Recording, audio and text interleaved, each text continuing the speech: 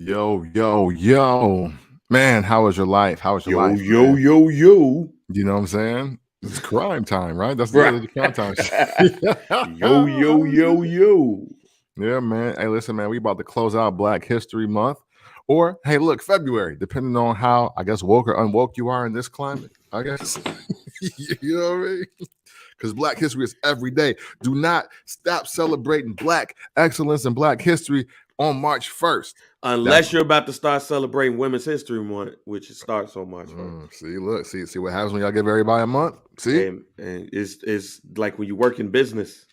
yeah, man. Like the transition, you got to start updating the websites. Facts, History man. Month colors and shit. Facts, man. Well, listen, man. No matter what you celebrate and how you celebrate it, man, we hope your day is well, and we hope you are here to engage in conversation from your device, whatever device you choose to listen or view this show on, man, because it's time to talk about wrestling like nobody else in the world. And that does mean it's time for the first Black Champ podcast. And I'm Camp from the Port. And I'm JR Bang. Make sure you rate, like, subscribe, download to the Barbershop Digital home of First Black Champ. Give us that 5-star rating. But if you give us the 4, it's the same thing because it runs under the 5. Make sure you go ahead and get that merch. Follow us at FBC.pod, Twitter, FBC_POD on Instagram. Great show tonight or tomorrow. Or any day of the week that you're listening to this pod, and we're kicking it off with something special, ladies and gentlemen. Speaking of Women's History Month and Black History Month, we have to kick the show off with the thickest white woman to ever grace a WWE ring, NXT ring, bar none. There's no debate. We're going to start this off with all of the conversation amongst niggas on Twitter on Tuesday. Nikkita Lyons. Yes. Nikkita Lyons finally made her debut. And you know what? Hey, look. And I'm going to start this off by I can't blame y'all for the conversation because even the WWE platforms posted her finish 3 times. Yes. I've been saying this for a bit. I don't know who's doing the hiring in WWE. But this is the most ass we've seen on WWE programming ever. Yeah, man. Ever. And I don't mean just one ass. No. And this is not to degrade any of the women. No, not at all. That is in the WWE. This is talking about hiring practices more than anything. Sure. Because we do know the hires that used to come from the WWE. You go to the 80s. We won't talk about that. Sensational Sherry might have been the baddest chick in the WWE in the 80s that was a wrestler. Yeah, she was definitely the thickest, and that's saying a lot and nothing at the same time. Exactly. Then Alundra Blaze comes, and I've had a crush on Medusa since WCW. So I know, I get it. Thanks. Hey. But then you get the Attitude Era, and you get a lot of top heavy. No ass. Yeah, man. Shout out to Sable. Yes. There's a lot of top heavy and blondes. Then we get to the 2000s. It's pretty much the same. Yeah. Victoria may have been the thickest WWE diva we had, and her booty jiggled. Yeah, and she knew how to pee-pop, and it was called pee-popping at that time, ladies and gentlemen, not twerking. The world was not on twerking. It was pee-popping when she came out to the I had the lady to mess with. Go. Shouts out to Nicki Minaj, because Nicki Minaj did that thing. But hey, man, honorable mention for Stacy Keibler, who I always have enjoyed, even though she was literally I think she took the Cindy Crawford torch. You know what I'm saying? As far as legs. You know what I mean. So hey, but that was always a win for me. I'm a leg guy, so Stacy Keibler is always top 5 to me. I'll say like you said, Victoria, that was it. And then we cross in late 2000s, the early 2010s. I mean, hey, it was obvious, and I'm gonna say we do have to provide flowers here for the reigning champion of ass in the WWE, who was and for the longest time, and maybe even still is. We'll have a debate if y'all would like. Naomi, Funkadactyl Naomi. Oh yeah, but before you even get to that, and I can't remember her name. You might remember her name. She was there for the WWE for like 3 minutes. But when ECW reboot started, it was Kelly and another woman, white woman. I can't remember her name, but she had a nice ass. It was rotund and everything. I'm gonna find out her name. Yeah, you know what? Honestly, I thought you were gonna go with Lydia. No, because that shit was flat. Lydia. Okay. Lydia shit was flat as hell. She just had big breasts and thighs. Yeah, her shit was flat. And for everybody think that we forgot Mickie James, again, we said this on our show like years ago. It's thick posturing.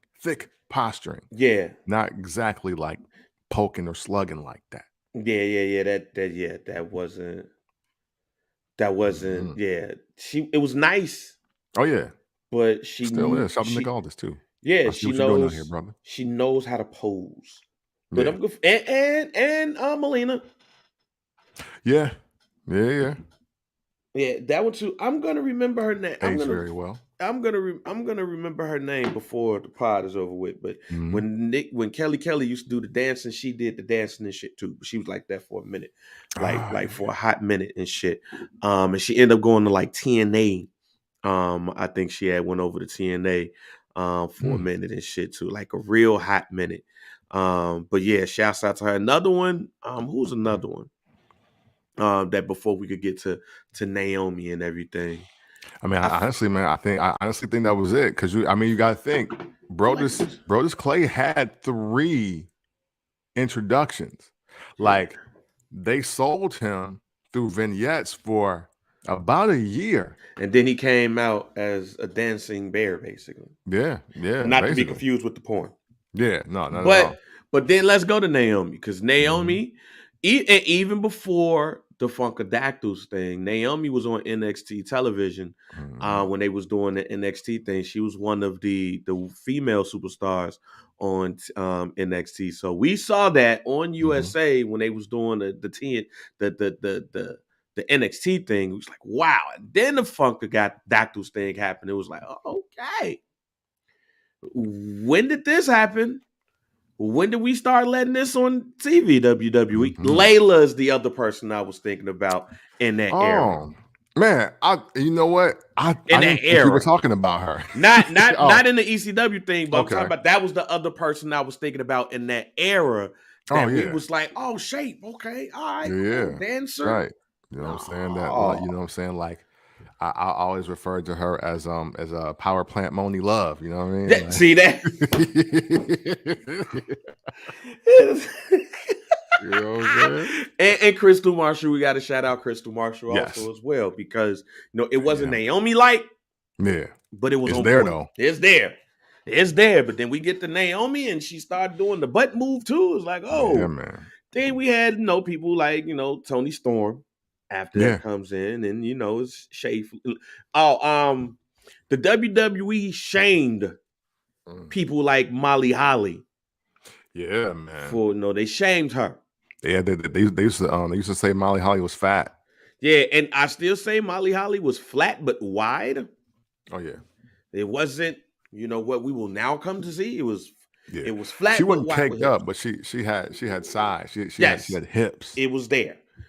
So. Now we get over here, though, to Nikkita Lyons. Now, somebody might listen to this pod and say, Bang and Kemp, y'all wild for this. But I'm honestly going to put this in a great direction. Hear me out. For the WWE, especially if you have been watching as long as us, there has been a specific body shape that has come to the majority of wrestlers, both men and women, that makes it. Case in point, they looked at, better is definitely a different way you could say it, but I'll say it in a way that everybody seems to say it as, it was a steroid factory for some people. The bigger and stronger you were, the more you were going to get on Vince McMahon's radar. In the 90s, same thing, but then you start to see it change a bit, and the smaller wrestlers like Bret Hart and Shawn Michaels start to get, a rub. And then as you get a little bit up in there, you got Chris Benoit, Kurt Angle, and some others. Whereas we were used to the WWE champion being 6'8", 303 pounds. Facts. That's Hulk Hogan, ladies and gentlemen. And you still had the 7-foot giants that was cut. Like, look at Kevin Nash and all that stuff. But you never really saw a out of shape WWE champion. Even Yokozuna, even though he was big, they looked at him as agile and quick and swift for his size. So now look at the women. We kind of said it, like a lot of top heavy women. Basically what you would see in Playboy and Penthouse. Facts. Yeah. The way that you would put it. So I remember when they signed Awesome Kong and renamed her Karma, and it was a shocking surprise to me because she's not what you would think as a WWE women's superstar. But then now you see Nikkita Lyons, who, look, she's very much in shape. Yeah. Oh, yeah. She's very much in shape. She's definitely not that. But I'm talking about the whole package. I ain't never really seen in WWE like that. And I think it's going to bring a certain demographic to watch on Tuesday. Man, listen, man. Every Tuesday. Listen, man. And even though I'm trying to stop saying the word in my casual conversation, the WWE is going out of their way to appeal to niggas in a way that they don't feel that it's that we don't feel that it's pandering, in a way that we don't feel that it's the same old stereotypical type of imagery for us. You know what I'm saying? It's a way for them to prove that we are not monolithic. You know what I mean? There we go. And they're using a white woman to do it. And hey, good job, PR, HR, front office, like recruiting managers. Yeah, because look, the young lady's name in NXT is Nikkita Lyons. Yes. Now, literally, if she was not a woman of fair skin and they had her billed as being from Stone Mountain, Georgia, black people, black Twitter especially, would be in fucking uproar. They're like, oh, see, they just think we nothing but strippers and twerkers and they don't be respecting us. And I was just like, well, now they've X'd all it out. Yeah. Now, remember all the young ladies that were like doing the twerk fitness videos last decade? And that group, you know what I'm saying? That group that would go to like, black Essence Fest, Essence One Fest to see Tank. You know what I mean? Like, look, now they're wrestling now. So now what can you say? Like they've totally knocked down the barrier of, well, we don't want to feel racist, but we know what's hot out here. Somebody do know what's hot out here in these real streets in the worlds of wrestling. And I think this is a really great attempt at showing them, now we know what's out here. Yeah, and I mean the vignettes, they were showing, the opposite side of her music, her musical talents. Yeah, man. We gotta stop that too. Let's go. Let's keep going. I mean, apparently, if you look through her Instagram, there was something in the repertoire. Yeah. I don't know how far it was going to get. I'm just saying it was in the repertoire. And I can say that for anybody because it's the music business. Yeah. And I named this episode La Femme Nikkita for a reason. Because then if you if you pay attention to the vignette, she start getting the nunchucks. Yeah. And she start doing roundhouse kicks and she start doing the Chung Lee joints. Yeah. I'm like, wait a minute. Mm-hmm. This ain't what this is not what I expected here. Right, yeah. And then we get to her first match on NXT. Now, she did wrestle on 205 Live before, but as we know in anything, it don't count until you're on the big stage. And for NXT, the big stage is NXT on Tuesdays. And her match was, I'm going to say, it was better than what I expected. Okay. And mind you, I didn't have a lot of expectations, but it's been hit or miss when it comes to stars debuting on NXT. Some look hella green and some look decent. Some is like in between. And she looked pretty decent in her first match on NXT television. And then they gave her finishing move where they gave like, the little roundhouse kick, boom. And then she did a split. And it was to split her around the world. Yeah, man. Because I watched it live. Kent, I felt like when she did that split on top of that woman to give her a pin, every man, black man in general, that was looking at NXT that night, all said at the same time, "Oh, damn."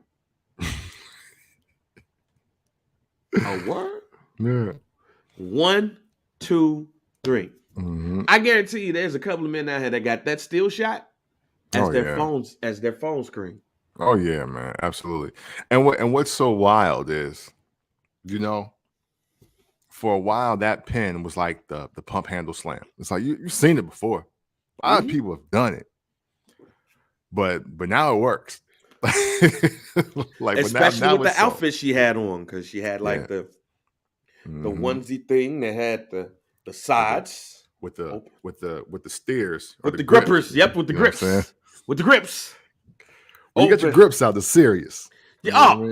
See, that grip has been mostly reserved to women that may not have deserved that grip. Word. Those are facts. Nikkita Lyons will tell you. She deserves that grip. Yeah, man. So finally the split pin is used and working for an entire 3 count. I'm here for it. I guess I had no expectations at all, because I will say this, and I know it's the world we live in, and I hope I'm not sounding hypocritical, because I take part in artistic endeavors as well. Yeah. But I'm tired of wrestlers, male or female, just debuting with a single though. Like, that's your debut. Like, you got a single and then you got a wrestling match. It's like, why don't we Jeff Jarrett this? Why don't you win the Intercontinental title? Why don't you win the North American title? Why don't you be one of the tag champs? And then, boom, you know what I'm saying? Show us what's up with the music. Alone with my baby tonight. Then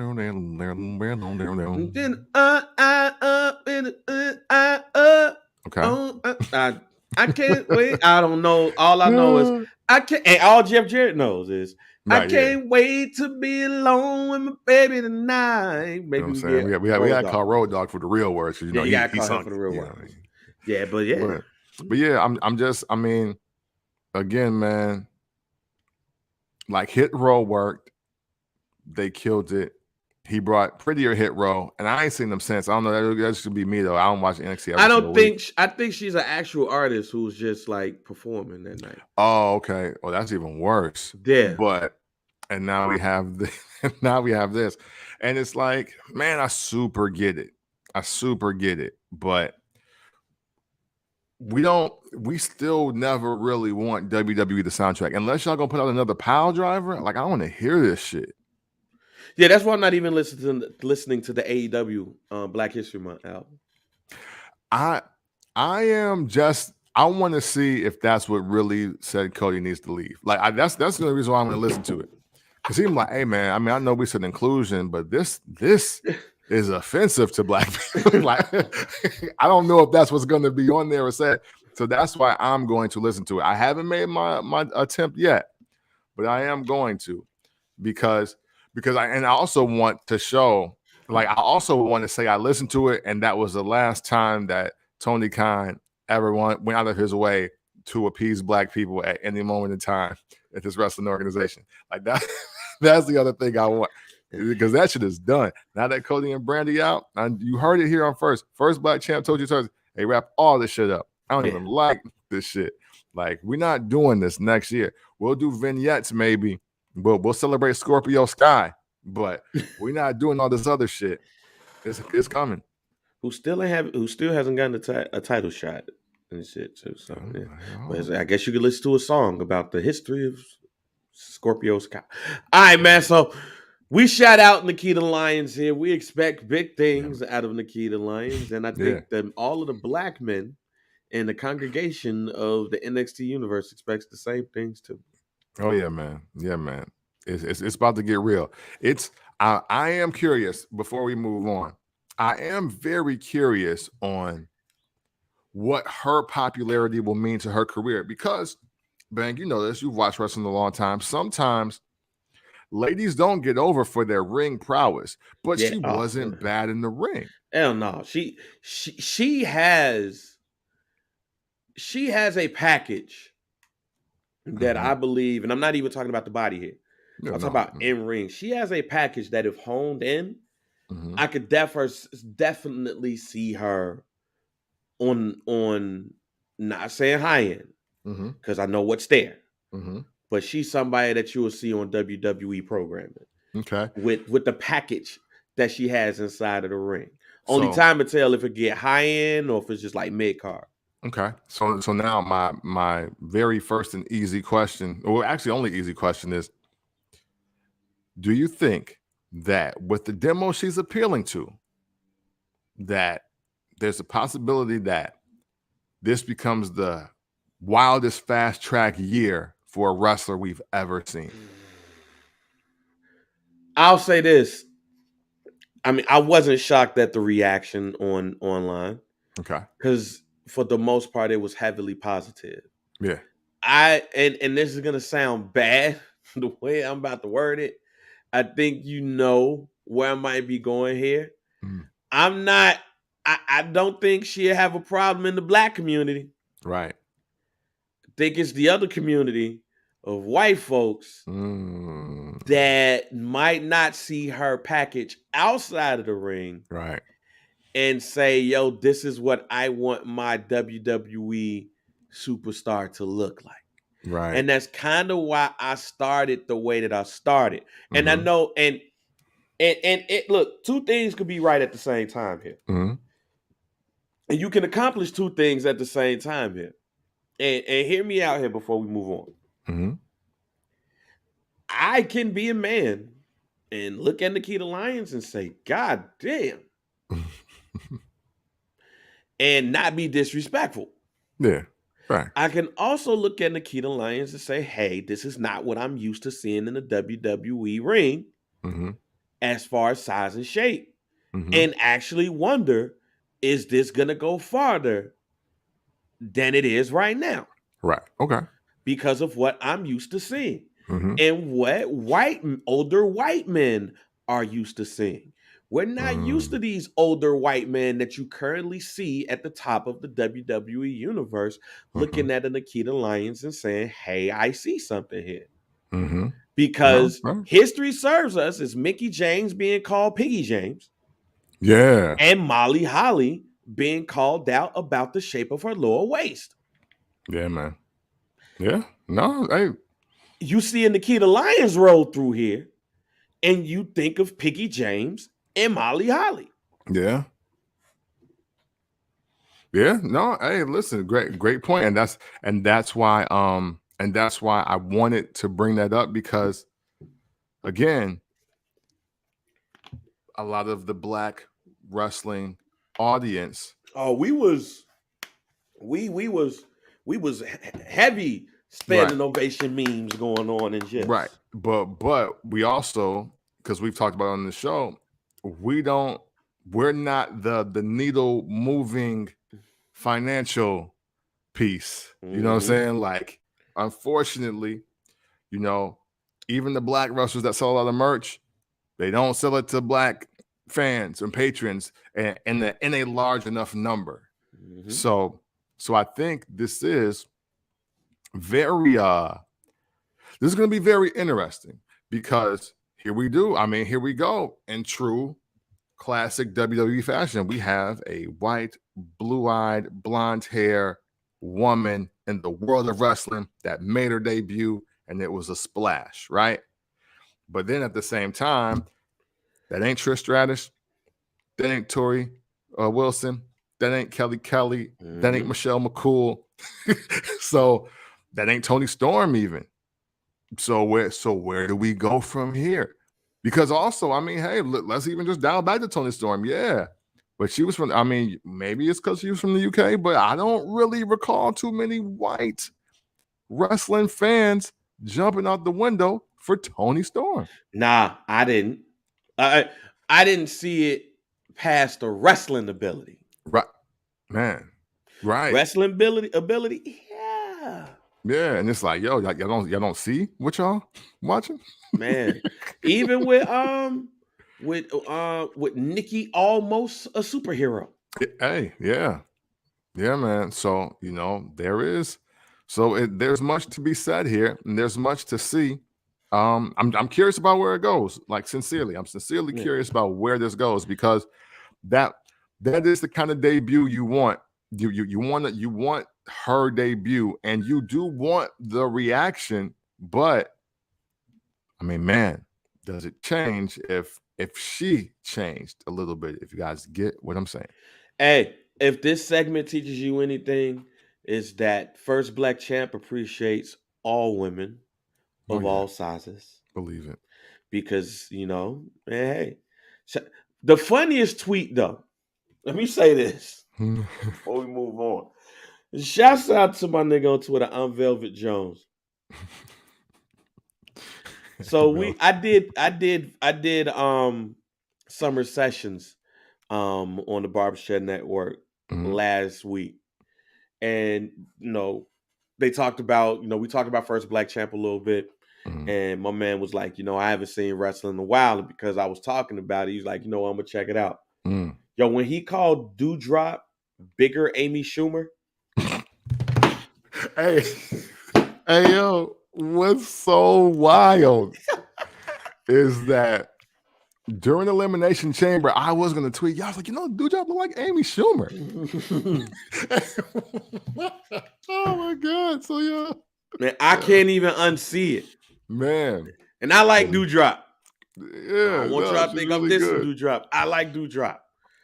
I'm just saying that shit was funny as hell when he tweeted out he was watching the Elimination Chamber and he said he didn't know 3 of the women, including Bigger Amy Schumer. And man, yeah. Hey, yo. Hey, wait, the fact that you Bigger Amy Schumer. Gee, I was like, I fell out my chair. I was like, yo, he wild for that. Man. You know, but yes, we celebrate all women. First Black Champ. All right, let's go ahead and get to the now title unification match. Yeah, man. Between Roman Reigns and Brock Lesnar. We all knew that this was going to be a title versus title. Once the Elimination Chamber was set up, we held out hope. Yeah. That somehow, some way things would change. It didn't. Yeah. But the other part about it is them changing it with title versus title to now title unification match, which now means that this is going to be only one world champion, a male, in the WWE, it looks like, which is confusing to me. Okay. And it's only confusing to me is because we're doing it for the men, but we're not doing it for the women. Okay. Then we'll get to the WrestleMania matches a little bit later. But am I wrong for being kind of confused here? Where we're going to have a world title unification match, which is where it's being billed, which means it's going to be one male world champion, but everything else is split. No. Yeah, you're not wrong for being confused, but I do want to say that I completely understand what's happening here, and Help it, me. and it literally has everything to do with the two guys competing for the title. Okay. You know, we've had this conversation on the show as well, because even when the big gold belt was in the WWE, the title that was to hold precedence was the WWE Championship.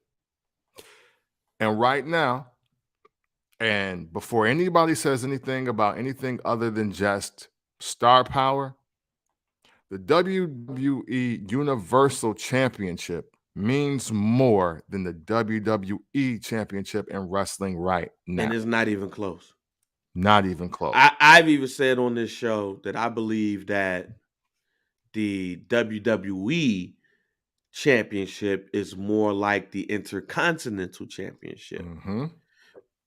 And the Universal Championship is more like the World Championship.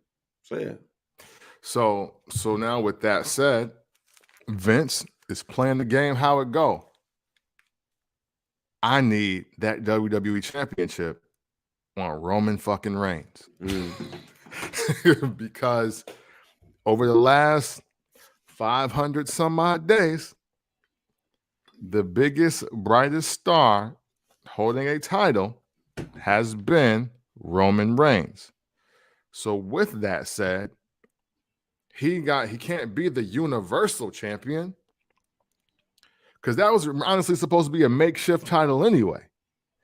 This is back to that conversation of the guy making the belt, or the belt or the title making the guy. You know what I'm saying? This is Roman Reigns has made the Universal Championship. You know what I'm saying? Much like Brock Lesnar was doing. You know, and those two guys have held it the longest, regardless of the amount of times held. You know, short-sighted memory. Everybody should have a Universal title at one point. They was like, "Yo, get that shit the fuck out of here." Why the fuck do we have the Universal title? Why not just have? Why not bring the Ric Flair title back? Right. So now this is a pivot, and also I think, and I was trying to look it up here real quickly before we start talking, I think it's just time for the title to change, like the look of it. I think it's time for it to change, because I think this title, low key, has been around 8 to 10 years already. It's long enough. I think you're right about the time, but it's long. Look, it's not. It's probably the least favorite of the title belts in my history of watching wrestling. It might be the second worst for me. The first one is the Eddie Guerrero the title that Eddie Guerrero and Brock Lesnar had. That's the one that went over to SmackDown. The original Undisputed Championship. Yeah, before the title when I thought Brock the spinner joint. Nah, the spinner joint I'm cool with. Okay. I'm cool with the spinner title, but that title that they had and like everybody had on SmackDown. I like after the wing title and all of them joints, the one that just looked like a tag team belt. I hated that belt. I hated that belt. So then when the next night after SummerSlam, when Brock Lesnar said that he was going to be exclusive to SmackDown and they brought back the big gold belt, that was great for me because I was like, real belt back. Like real belt back. I don't know what the fuck this Fisher Price ass belt is. I'm telling you, that belt I hated that belt. That belt reminds me of a creator belt on WWE 2K. I hated that belt. Shit. I could keep going with that belt. That belt sucked. All right. Matter of fact, damn near every belt in that era sucked. Them tag team belts sucked. Yeah, I did not like the tag team titles. The world titles sucked. Like all them belts. Raw had all the good belts. Yeah. Because they still had the Attitude Era belt for a minute. Yeah, like them belts. Yeah, fuck them. Yeah, man. So, and also, you know, again, I think just getting the hotter guy on the WWE Championship, I think that's part of it. The belt needing a change, and also, man, I mean, even though we've been alluding to it, I think we going back to champions being champions for years until somebody is legitimately hotter and better at taking the title off of them. Man. Because look, and I'm sure we're going to get into all of this later. A lot of our favorite superstars ain't that hot, bruh. They just not. They just not. And why should they get title matches? Why should they hold the belt? Like, why? Man, So I mean, listen, if this 500 something odd reign ends up being 900 when I look up one day, where we sit right now, okay, because who's hotter than Roman Reigns? So, all right, so we're gonna save that. Okay. Because I think it's a good conversation. Mm-hmm. But I want to get to Roman Reigns' promo. Mm-hmm. I think it's a perfect time to talk about Roman Reigns' promo on SmackDown. Mm. I think his promos have gotten better and better. Oh, yeah. And they were already top notch with this run. Mm-hmm. When he looked and talked about how that was his belt, you just holding it. This is my table. This is my ring. This camera. This is my camera. You know what I'm saying? These people are mine because they acknowledge me every week. These are my announcers. Bruh. Dang. It's making everything that you just said right. Because, and I mean this too.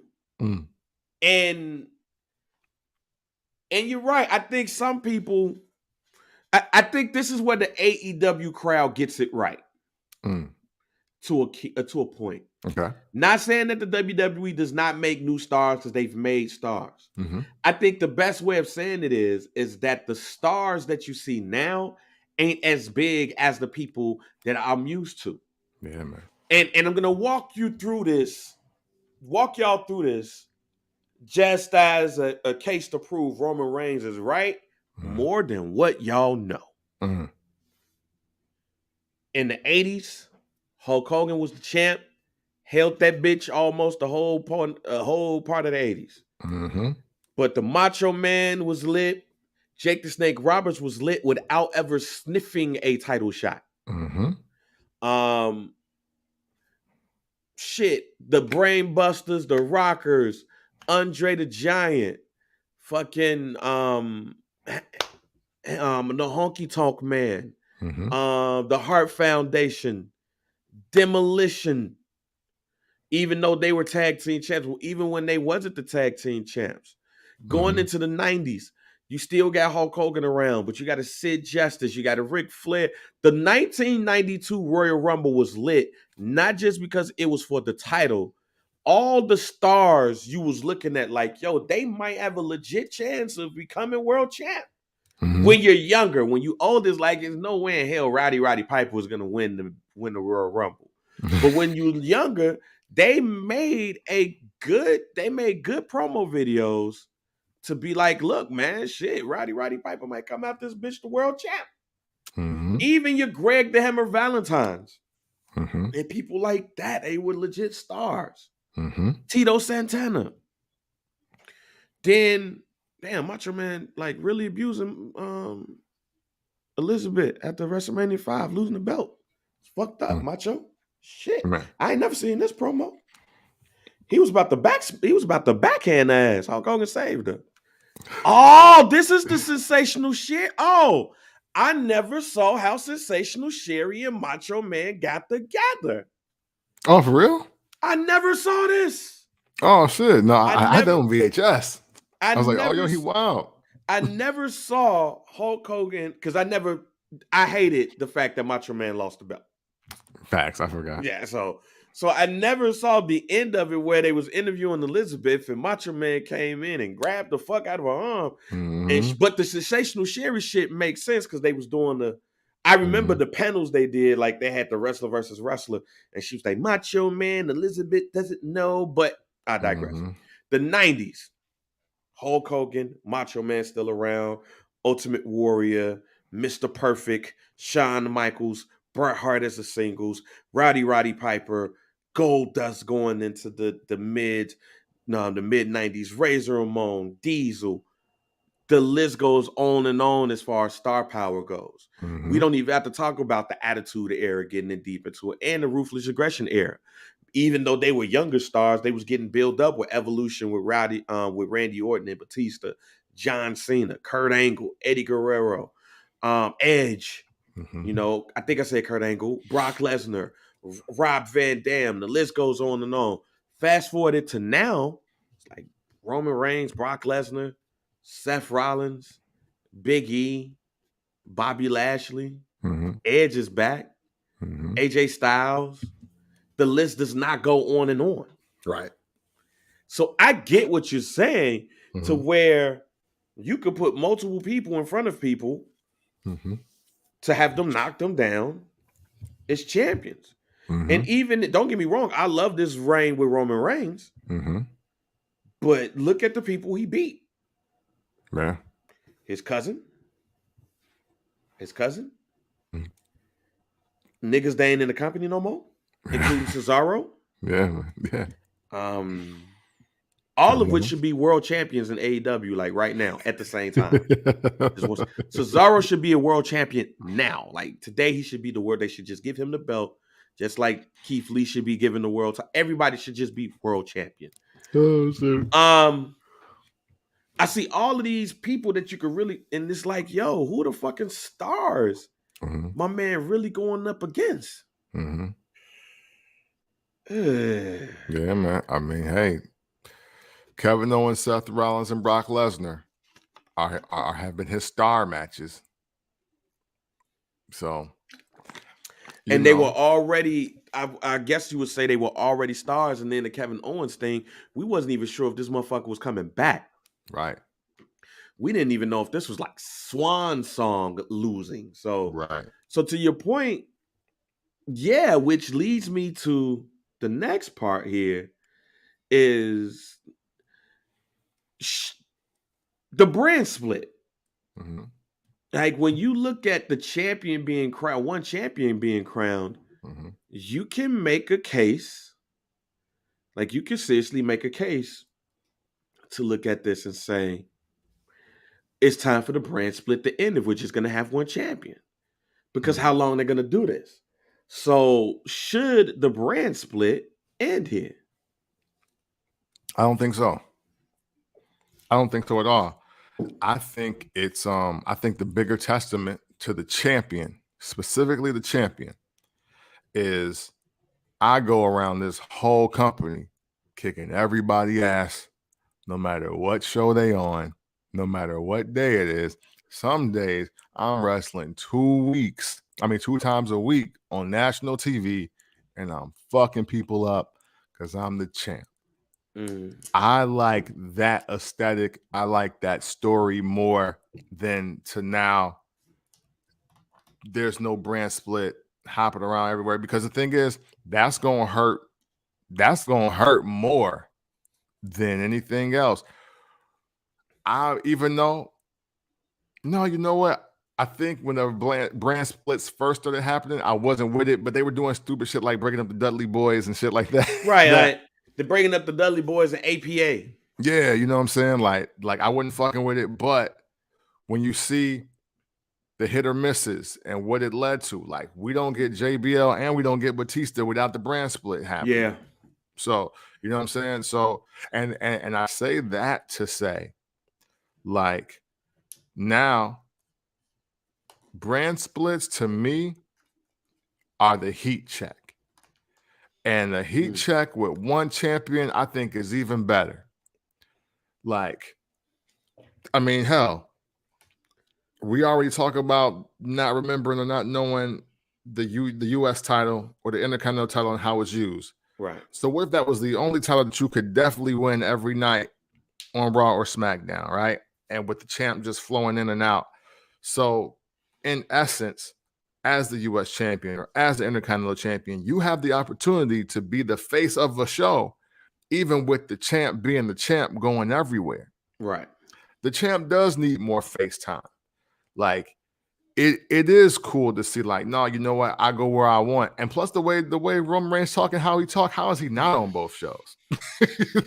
You dig what I'm saying? Yeah. But like, but like at the same time, like we don't need Otis on Raw and SmackDown. We don't need Otis. Right. We need Roman Reigns. Like, you know what I'm saying? Like, but it would be cool to see somebody like AJ Styles, but hey, that means he's going against Roman Reigns.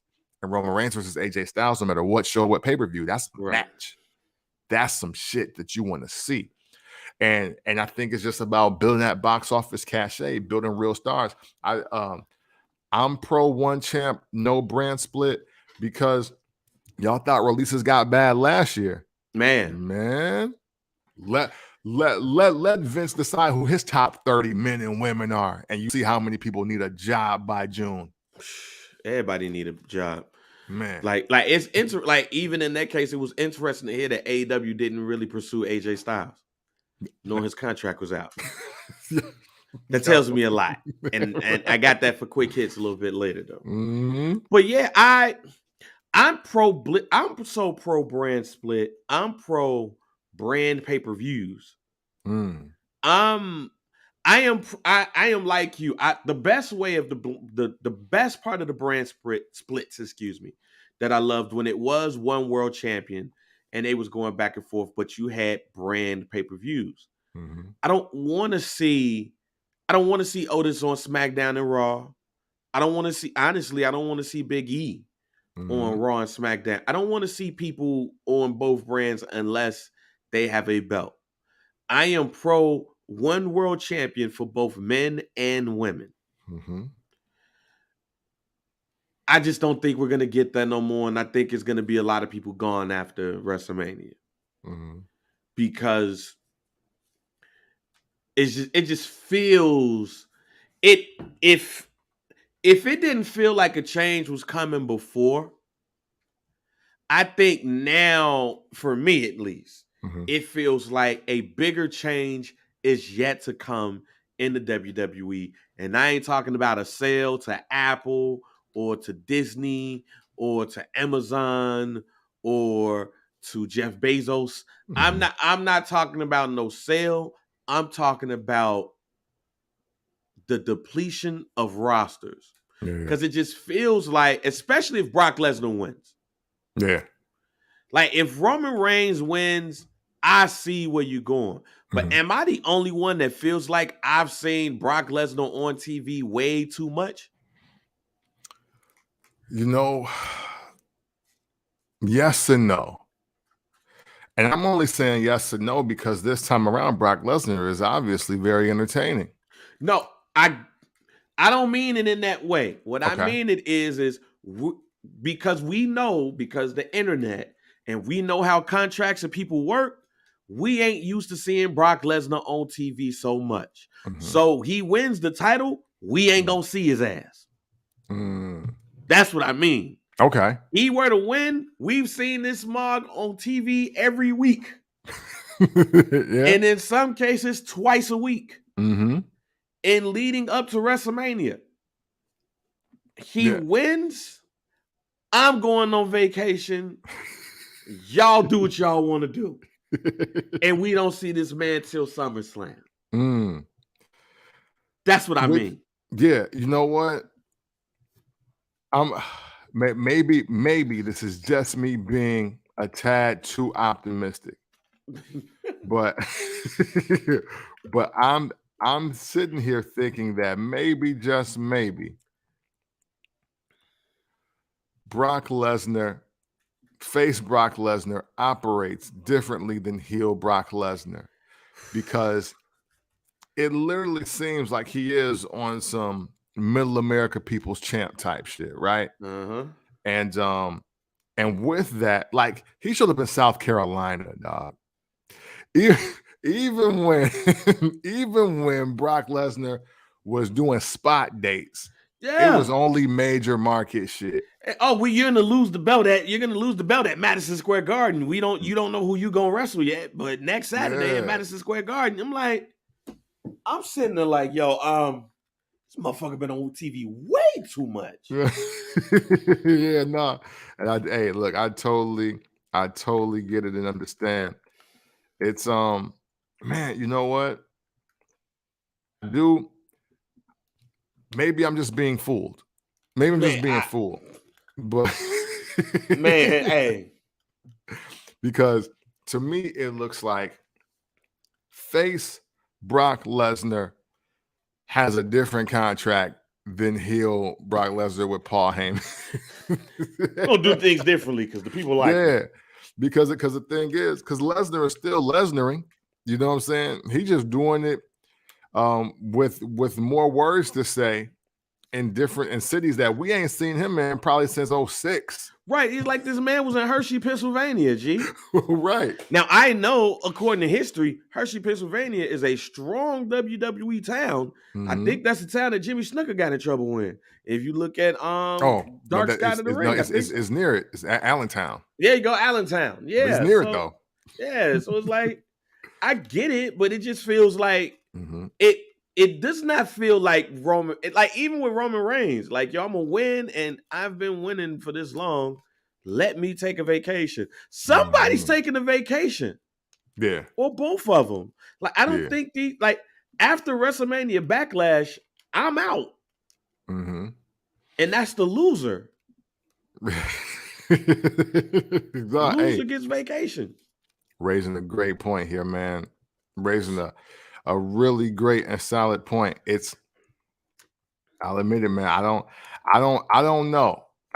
But and the thing is, if you're gonna have one champion, to me, that means it's gotta be Roman Reigns then. Because at least with Roman Reigns out, you got the Usos and Paul Heyman. That's still there, like talking like, hey, look, the champ ain't here tonight, but we'll kick somebody's ass. Or or Paul Heyman get this fake GM on. It's like, oh, you want to face the champ? Well, why? How about you beat Sheamus tonight? Right. And the thing about it is we know WrestleMania is where the face gets the win. Like this is where the good guy wins. This is the last match of WrestleMania weekend. The good guy's supposed to win, right? Or is Roman Reigns masking as the good guy? I don't know. I'm cool with the confusion. What I'm saying, though, as far as the brand split goes, it doesn't help if the person who wins the champion is unseen. And I see our man Matt has chimed in on YouTube. He says creative needs to give love to the mid card and women's tag titles. And yes, I believe that too. I've said on this show, maybe for now 4 weeks in a row, that the art of the grudge match needs to return. And it looks like we're gonna get a lot of that shit. But I was also half right on a WrestleMania prediction. You know, I said that Sasha Banks was going to be in the Elimination Chamber, and then it will basically make Naomi, who's basically winning the feud, have to pick a partner to go win the women's tag team championships. And I thought it was going to be Naomi and Sasha. I mean, excuse me, Naomi and Bianca Belair. But it's Naomi and Sasha Banks, and you already know who winning that. Yeah.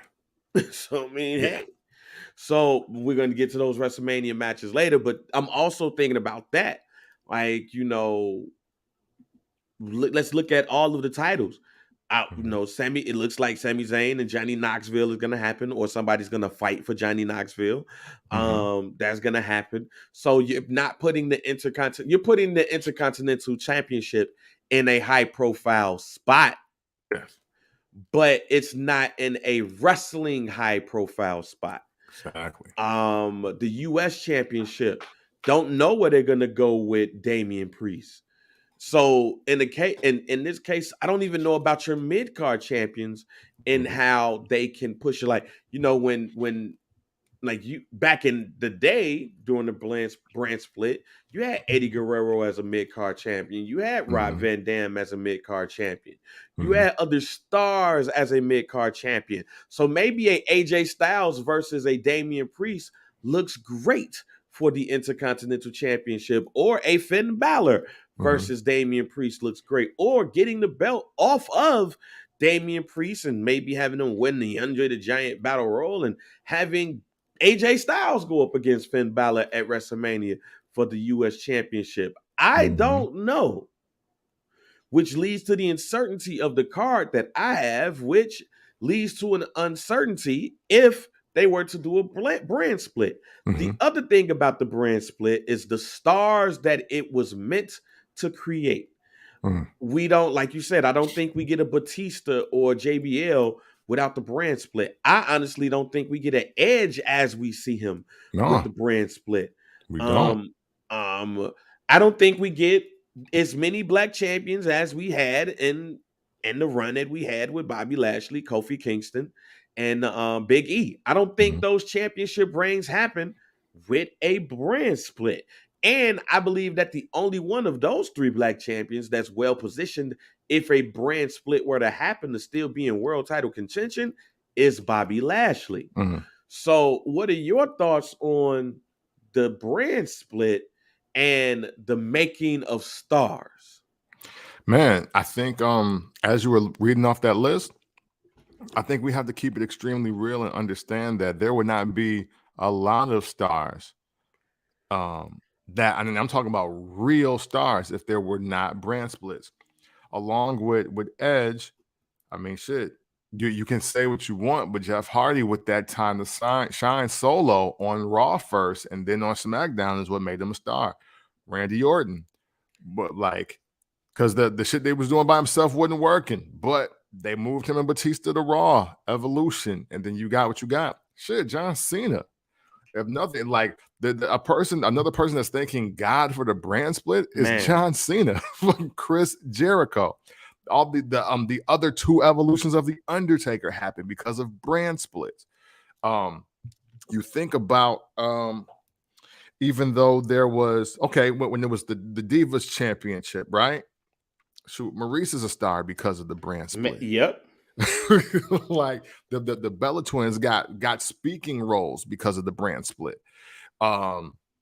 Shit, yeah. There's the brand splits for me. Again, even though the very first one, again, it was I thought it's crazy because you broke up the Hardy Boys, you broke up APA, you broke up the Dudleys, and you know what I'm saying, a lot of that did not pan out well. But there was also that young crop of guys. Shoot, Triple H became Triple H, like the cerebral assassin, because of the brand split. Because you got to remember, The Rock, Stone Cold, and even his own buddy Shawn Michaels and The Undertaker were all in his way. Like, and people just like Rey Mysterio more. So man. So the brand split is literally what propelled Triple H and finally got him out of trouble for the curtain call. So there's a lot of shit that when you really dissect it and you just look at it just from stepping back, because and if we're being honest, SmackDown, yeah, it was the Rock show, right? But it was also used to make sure all the talent was working on TV between one or two of the shows, Raw and or SmackDown. And it's going to be easy for people to be like, well, hey, yeah, AJ Styles should be on Raw and SmackDown. But if AJ Styles is wrestling 2 times a week on TV, where does that leave a guy like Ricochet? Like, where does that leave somebody like Ricochet? Brooke Adams. I remember her name. Brooke Adams. Brooke Adams. Just go back to the beginning of the show when I said there was another woman. She had a nice little ass. Brooke Adams. Brooke Adams. There we go. There we go. Yeah. But yeah, no, hey, I'm super pro brand split. You can't name if you are under 30 years old, if you're 30 years old or younger at this point, you don't know a superstar that truly hasn't benefited from a brand split. You know, like, because you weren't around for Superstars, Primetime Wrestling, All American Wrestling, where all they did was record matches that took place at MSG or at the Civic Center. Would be at Hershey, Pennsylvania. Right. Yeah. You know what I'm saying? So man, I'm pro brand split, and I'm pro brand split with one champ because I do think it calibrates the federation correctly.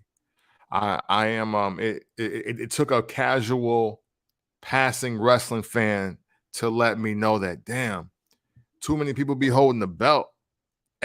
Everybody a former champ or getting the title shot, and damn, like, no, who is the guy? Like, even in the NBA, it's LeBron's league, but Steph is Right. box office, and Steph got the belt. Steph had the belt too. Like, it ain't reserved for everybody. James Harden ain't got a belt. Melo ain't got a belt. Dame ain't got a belt. He nice. Niggas is nice. Yeah, but see, you're not Braun. You know what I mean?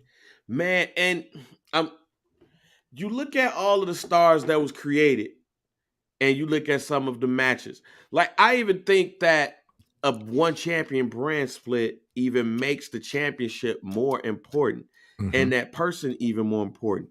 What I'm afraid of is then now people are going to be lost in the cracks, and this is my take on even like brand split one champion who we think deserves the world, and they go to AEW.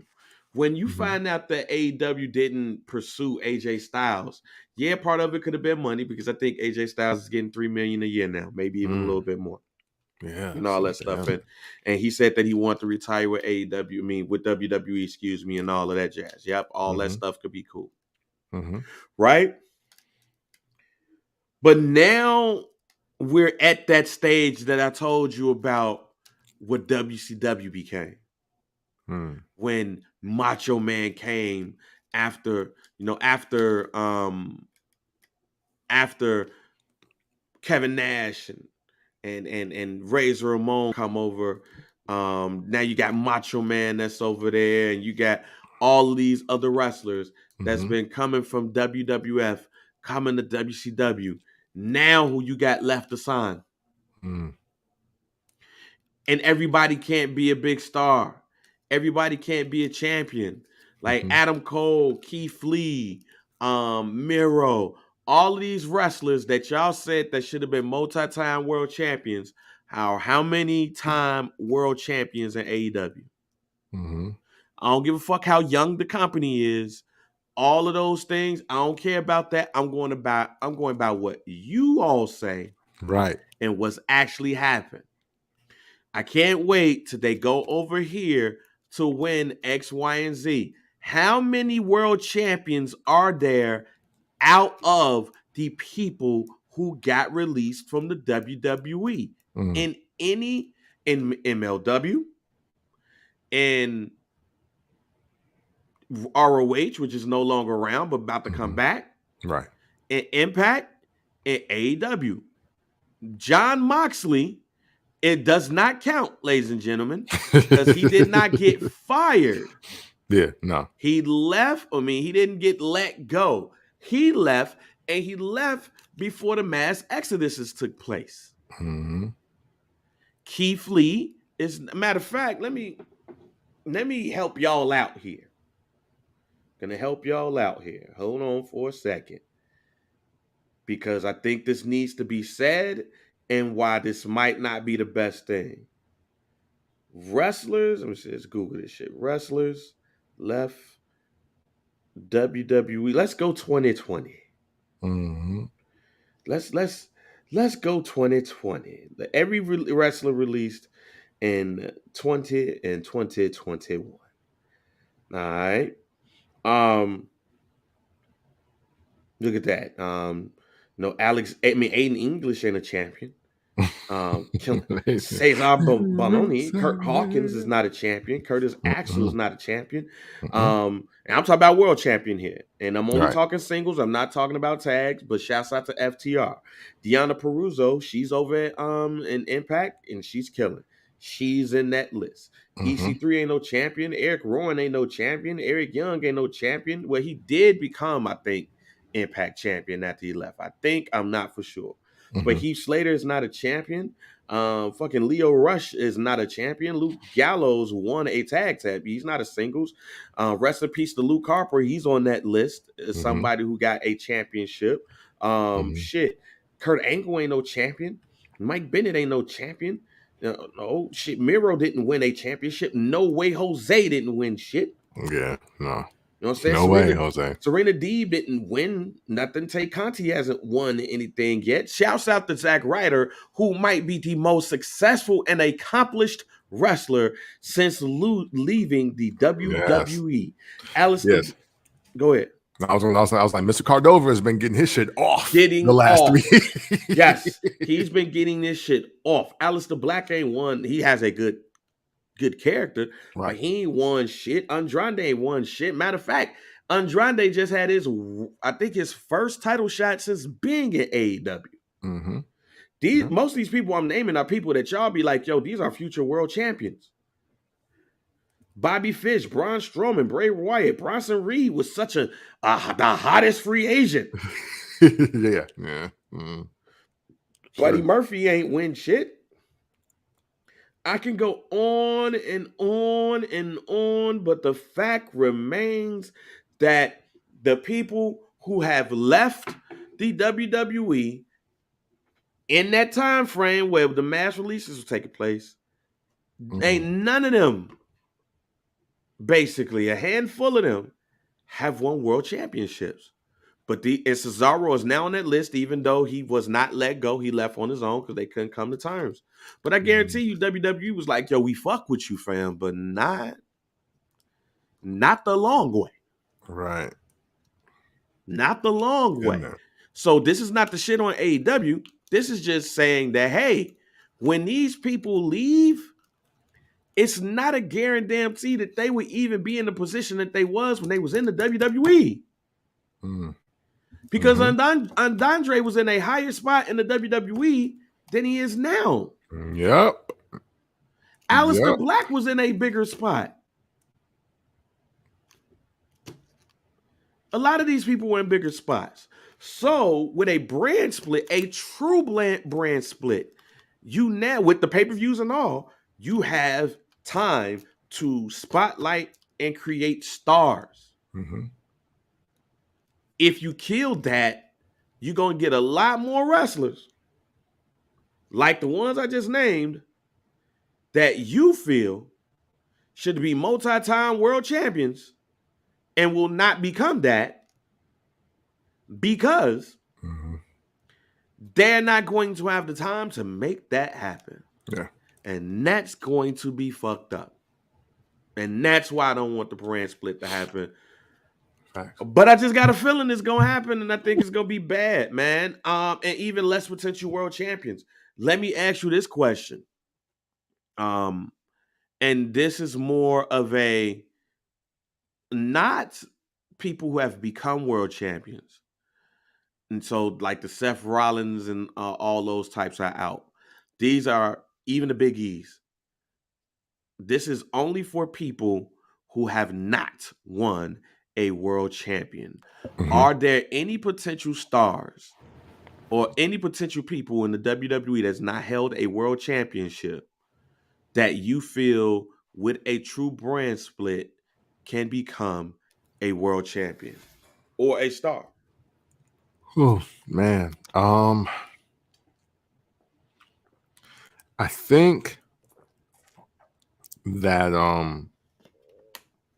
you know what? No, I mean, the first person that came to my mind was Damian Priest, as you said that.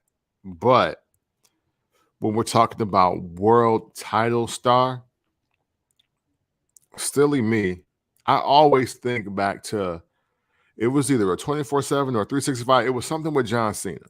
It was something where John Cena was like, hey, if somebody is willing to take on my schedule, do what I do, how I do it, and we can ensure the company is in good hands, then I'll go heel or I'll leave. You know what I mean? Like he threw it out there just like that. And what I look at now is that if Roman Reigns was like, yo, I'm out, figure this shit out on y'all own. Who is the guy, like you said, that already ain't got a shot, had the title, none of that yet? Like, who is the guy that can step in that spot and the WWE just don't fall off? Right. And honestly, There isn't anybody in that space yet, you know, because unfortunately, the guys that are endearing for the position don't quite fit the mold. Prime example, Xavier Woods. Xavier Woods, from a PR perspective of like what he would bring, he is the wet dream of Vince McMahon on a radio row or a promo tour or whatever have you. You know what I'm saying? He would be phenomenal. But you can't sell WrestleMania as Xavier Woods versus Brock Lesnar. You can't sell that. You can't. Hell, we thought they were going to try with Otis, right? At least I did. He won Money in the Bank. Cough that bitch up. You know what I'm saying? Oh, no, you know what? I'm sorry. Because we've been talking about homie. I'm sorry. Nah. Let's refocus and talk about what we talked about. Madcap Moss.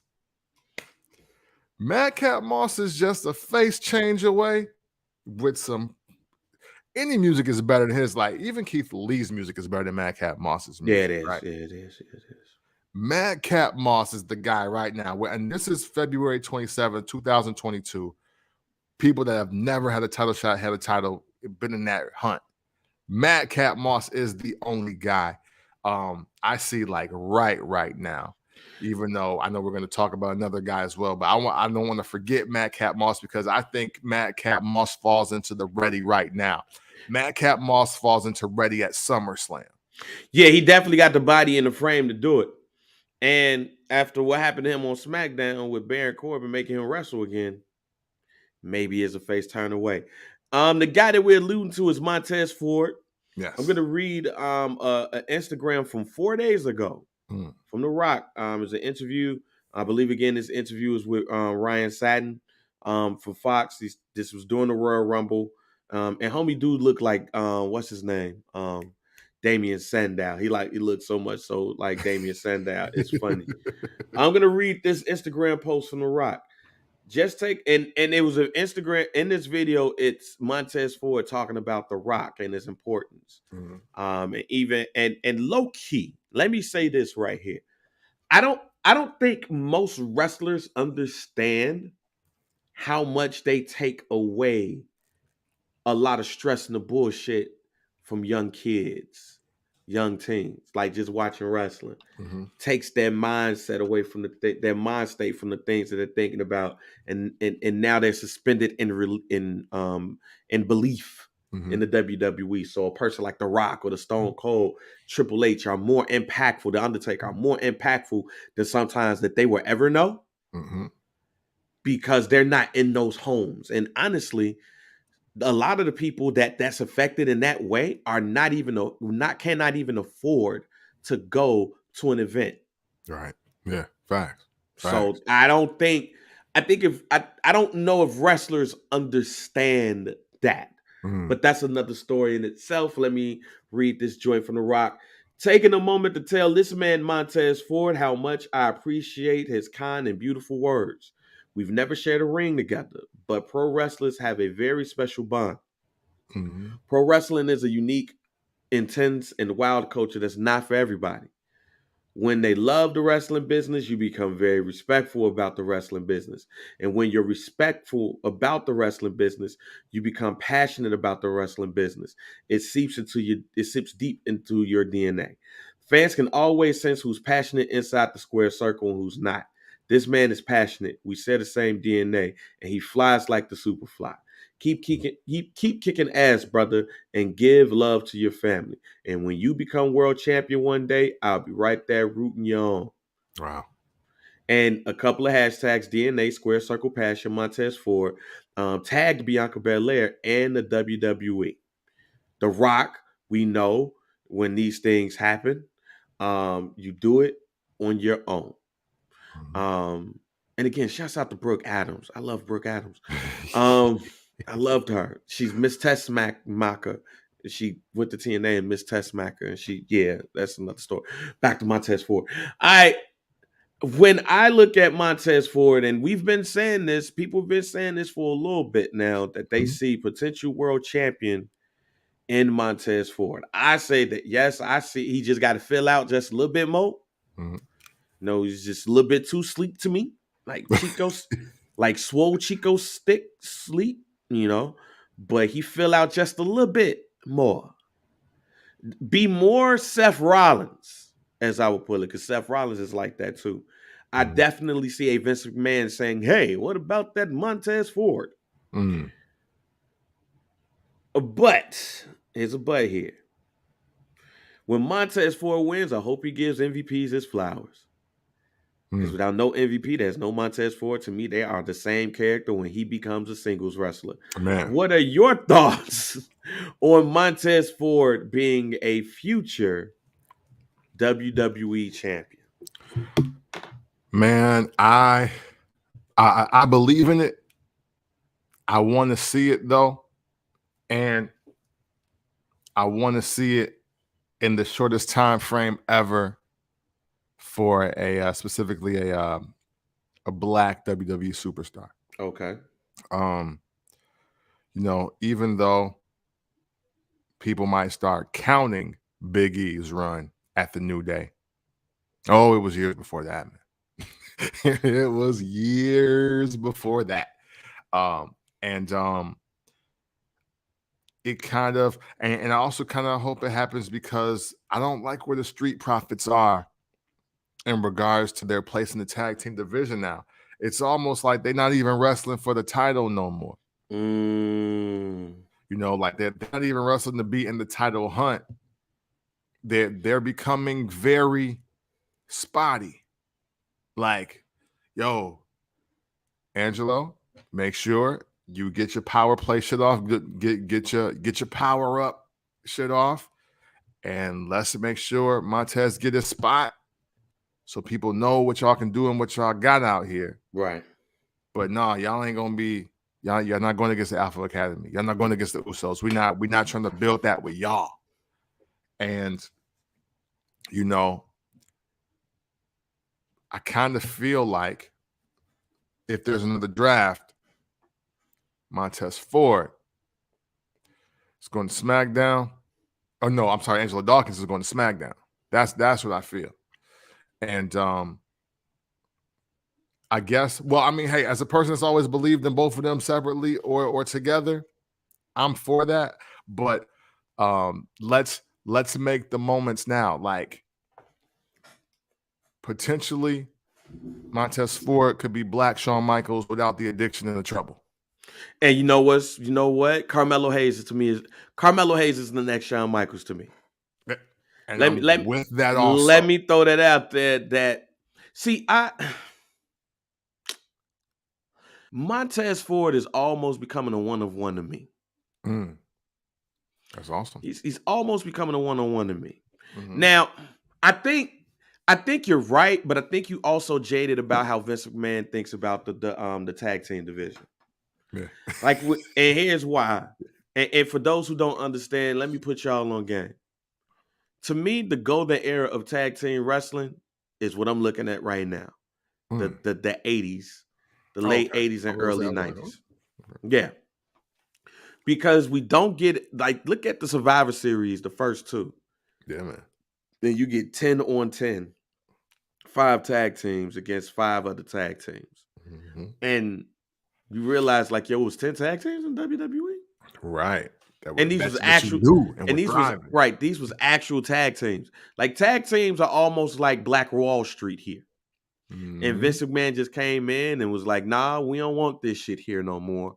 And fucked everything up. Because I'm looking at right now the Young Stallions versus the Conquistadors on Primetime Wrestling.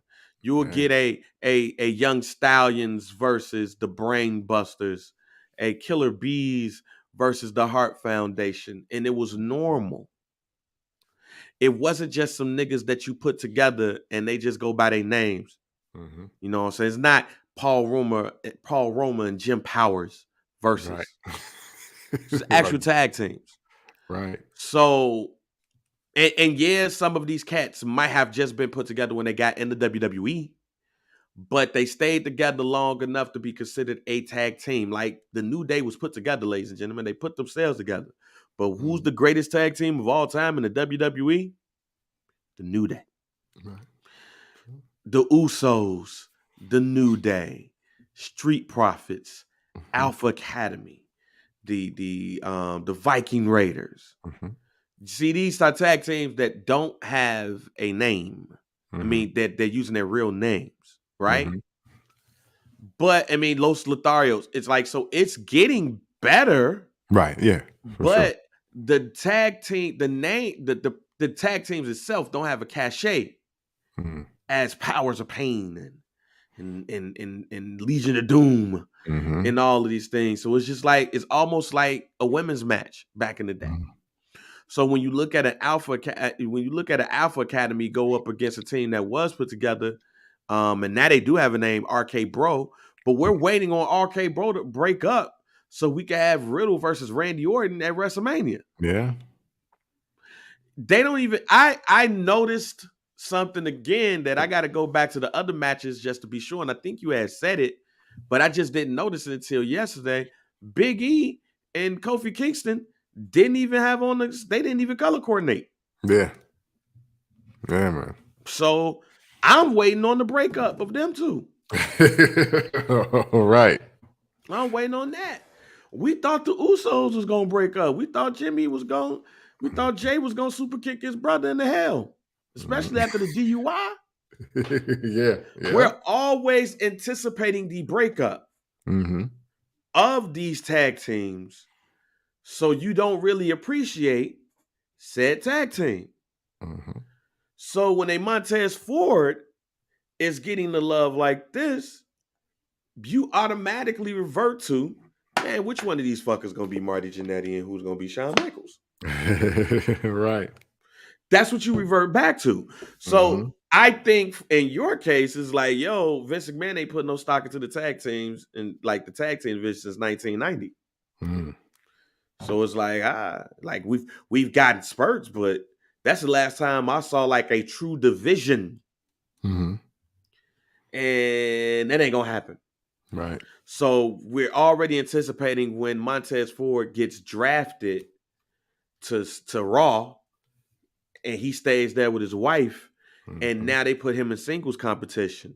And even in that, we're looking to see him get his share of losses along with wins while he's in there, and then all of a sudden then just get boosted into it. Or it's like, yo, shit, did this motherfucker go to NXT and do some shit at NXT? I mean, Dolph Ziggler is in NXT and about to fight for the NXT championship at Stand and Deliver during WrestleMania weekend. That's what we start to think. That's how we start to feel. With that being said, like that's when I say stars, that's the people that I legit think of. So even you saying some of, even like, except for the oldest, like still saying some of the most established stars, but they just didn't win the ship yet. Like that says a lot of why the brand split is needed. Like that's who wins the brand split. Montez Ford. He wins the brand split. Yeah, no facts. That like Kevin Owens don't win it. He's already paid. So it's like, you know, it is what it is. All right, man. Let's get into this WrestleMania card before let's do it. Before we get to the last like quick topic and all of that stuff. So WrestleMania 38 is starting to shape up a little bit. We got Roman Reigns versus Brock Lesnar in a title unification match. Oh yeah. We got Charlotte Flair versus Ronda Rousey, and both of those matches are main eventing WrestleMania. Charlotte Flair and Ronda Rousey is main eventing night 1, and Roman Reigns and Brock Lesnar is main eventing night 2, the final match of the night. Becky Lynch and Bianca Belair, that's set. The Miz and Logan Paul versus the Mysterios. Boo.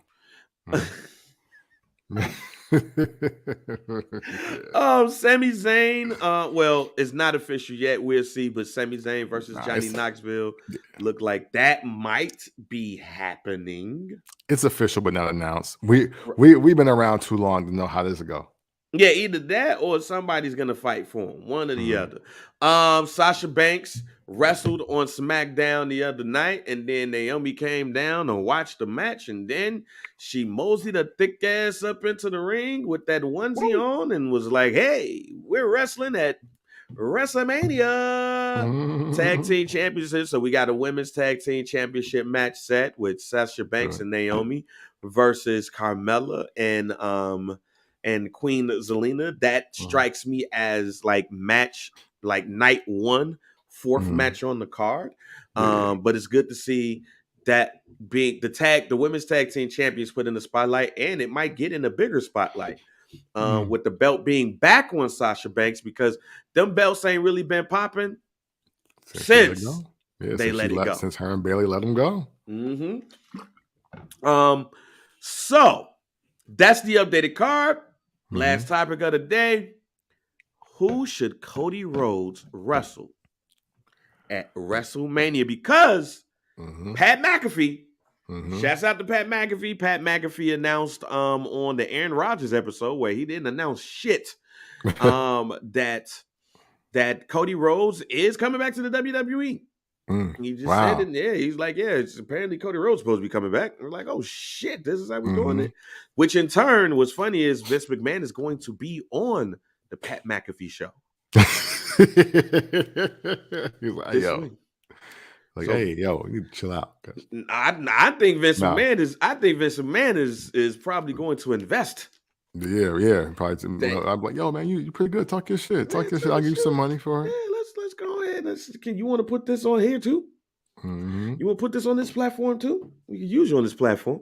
But Cody Rhodes, looks like he is on his way to the WWE. There was a lot of innuendo that was thrown his way on Monday, where The Miz said that he was looking for a dashing tag team partner, which turned out to be Logan Paul. And in Edge's fiery promo, he talked about, he said smoke and mirrors, and we know that is the theme song of Dashing Cody Rhodes promo. WWE theme song. Yes, my God. So since it looks like it is all but official, but who would you like to see Cody Rhodes go up against at the Showcase of the Immortals? Hey man, look, literally sticking with what I said last week. Edge, nobody but Edge, unless it's AJ Styles. That's it. But I'm saying Edge because Edge is in a very hot position. And if you guys all recall, another reason why these callbacks are happening between Miz and Edge, because of what happened before Miz and Edge's feud started. MJF and CM Punk took shots at the Miz, right? While Cody Rhodes was over at AEW. So yeah, to me, I think his first matches are real simple. Edge at Mania, Miz on Raw, and it's like, yo, fuck what you talking about? He's like, no, what the fuck was you talking about? and that's it. So, Edge obviously going to WrestleMania.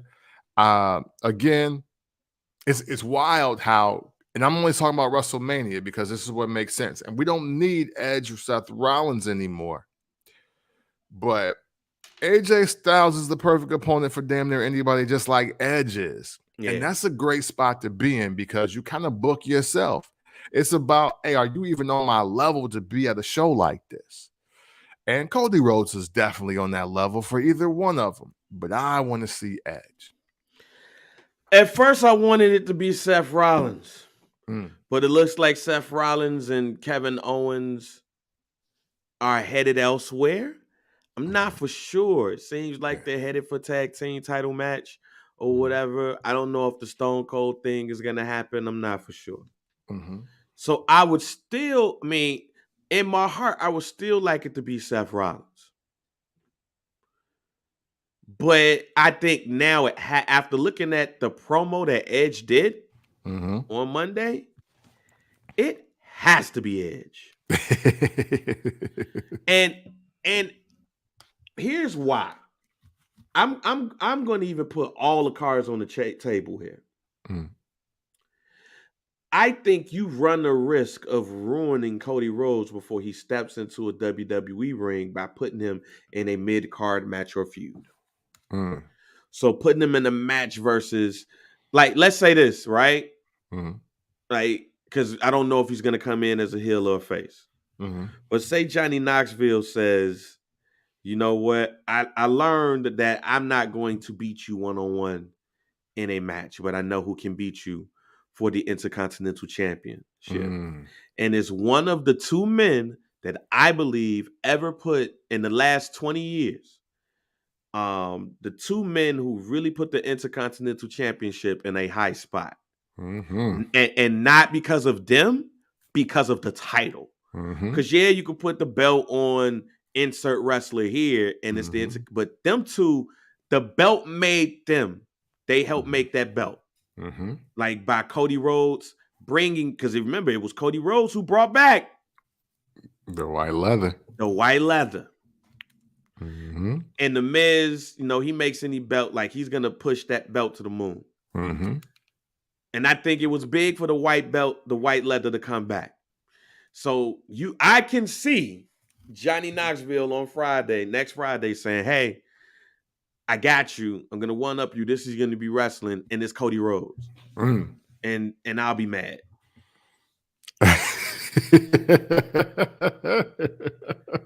I'll be mad. Or I can see, or Damian Priest says that he wants to wrestle a world championship level opponent. Yeah. And then Finn Balor comes out and he says, I think you're talking about me. And let's say he beats Finn Balor. Mm-hmm. It's like, you know what? Next.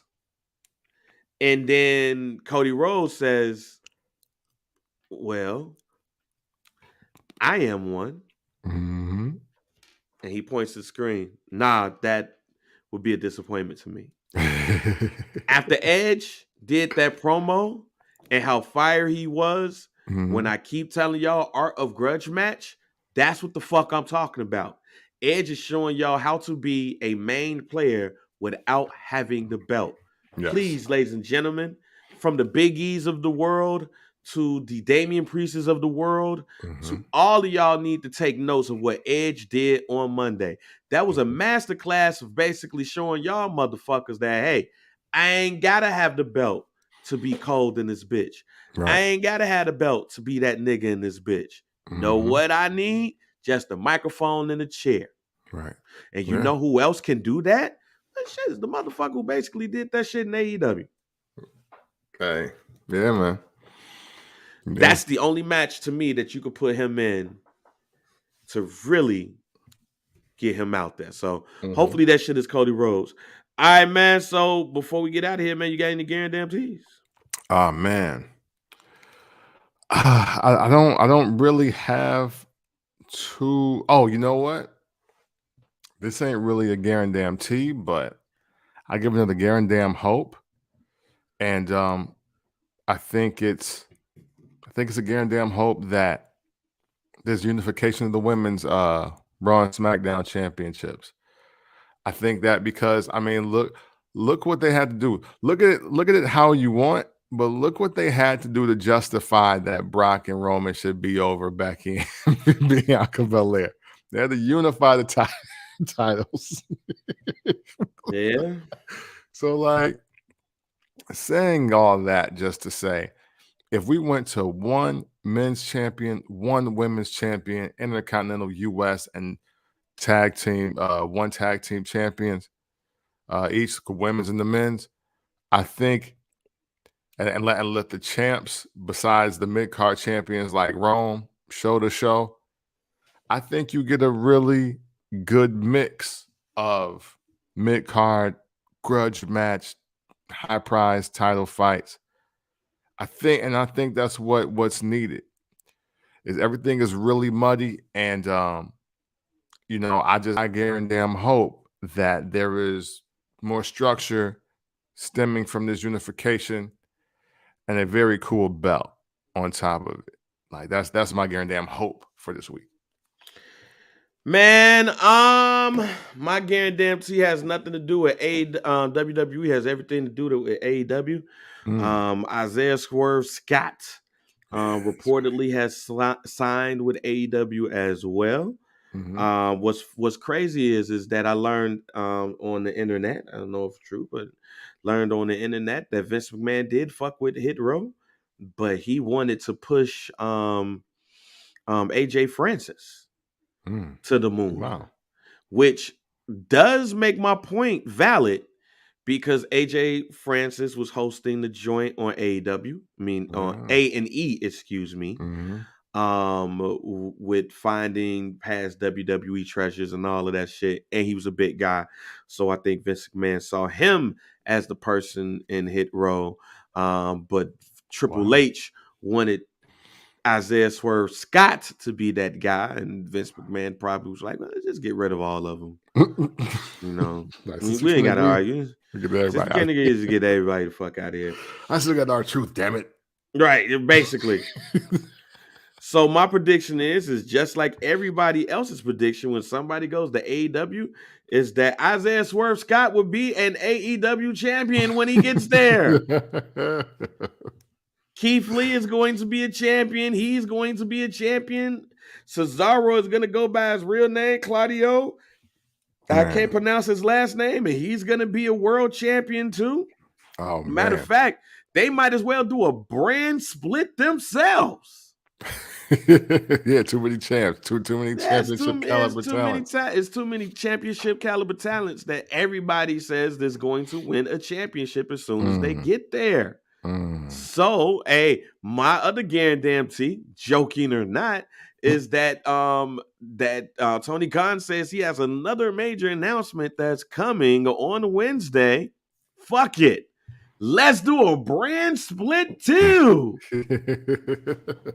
And we're going to have a TNT champion, world champion. We're going to have a TBS world champion. We're going to have a TNT women's champion and a TBS men's champion. Yeah, we're going to have matter of fact, it might be a Headlines News champion. It might be a CNN Network champion. Matter of fact, part of that big announcement is we're going to do a brand split. And guess where AEW is also going to be seen at? CNN Plus, the new streaming platform by CNN, who's also a part of the Warner Media Network. And one show is going to be there, and the other one's going to be on HBO Go. So you're going to be able to see all of those on HBO Go. And there's going to be a champion for each brand because anytime somebody from the WWE goes over to AEW, they're going to do what? Win the world champion. Champ or bust, man. Yeah, they're going to be the world championship. So you got to have about 4 or 5 shows. So AEW is going to put all of the shows on Warner Media channels. So TBS, TNT, HBO Go, HBO Max, HBO, CNN, CNN Plus. Is Headline News still around? Fuck it. They go get a champion. What's that? Shit. What's the shit? The Investigation Channel? Oh, investigative reports like on True TV and that shit? Yeah, we going to get a True TV champion, and everybody who left the WWE is going to be their own world champion in AEW. Hey, there it is. There it is. It's all song. There it is, right for y'all faces, right there. My nigga. You know? So, yeah, man, go ahead and end us off. All right. Well, hey, guys, listen. This show appreciates you, your likes, your comments, your shares, your commentary, your tags. Give us that fan or that phone. You know what I'm saying? But we still need those rates, likes, and subscribe to get up for the barber's chair. Let them know. Let them know who you rock with when it comes to this wrestling-ish in a real way. We only taking 4s or 5s. If you giving us 3, you a hoe. Yeah, that's you giving us some 2, hoe shit. You a bitch. Yeah, that's and really if you shit. give us a 1, you a lame hoe ass bitch. And we might fight. That's how we rocking with it. We fight. You know what I'm saying? I see you in the street and I will slap the shit out of you. Yes. But hey, we ain't about y'all though. It's about those 4 and 5ers, man. We appreciate y'all. We love y'all. We keep doing this content for y'all because even though we would do the show without you, it's always greater to do it with you. And we are extremely grateful and appreciative of that. And always remember, if you ever want to talk about wrestling in an unconventional way, you do so by checking out the First Black Champ podcast. camp. Bang. We are out.